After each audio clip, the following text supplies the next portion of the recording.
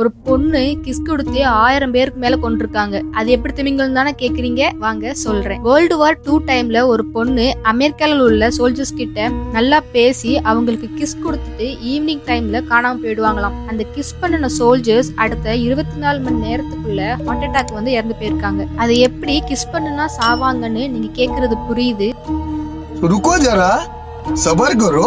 அப்புறம் எப்படியோ அந்த பொண்ணை பிடிச்சி விசாரிச்சதுல அவங்க ஒரு ஜெர்மன் நாட்டு உளவாளினும் ஒரு திறமையான கெமிஸ்ட்ரினும் தெரிய வந்துருக்கு. இவங்க பாய்சன் கலந்த லிப்ஸ்டிக்கை இவங்க போட்டுக்கிட்டு அப்புறம் அமெரிக்கன் சோல்ஜர்ஸ் கிட்ட நல்லா பேசி அவங்களுக்கு கிஸ் பண்றது மூலமா சுமார் 1000க்கும் மேல சோல்ஜர்ஸ ஒரு வருஷத்துக்குள்ளேயே கொண்டிருக்காங்க. இது ஸ்லோ பாய்சன்ங்கிறதுனால கிஸ் பண்ணின சோல்ஜர்ஸ் 24 மணி நேரத்துக்குள்ளேயே ஹார்ட் அட்டாக் வந்து இறந்து போயிருக்காங்க. அப்புறம் ஜெயில இருக்கும்போது 2 நாளைக்குள்ளேயே பிளட் லாஸ் ஆகி மர்மமான முறையில இவங்க இறந்துட்டாங்கன்னு சொல்லப்படுது. இது வேர்ல்டு வார் 2 டைம்ல அமெரிக்கன் சோல்ஜர்ஸ் கிட்ட பரவுன ஒரு அர்பன் லெஜண்ட் ஸ்டோரி தான். இதுக்கான சாலிடான ப்ரூஃப் எதுவுமே இது வரைக்கும் கிடைக்கல.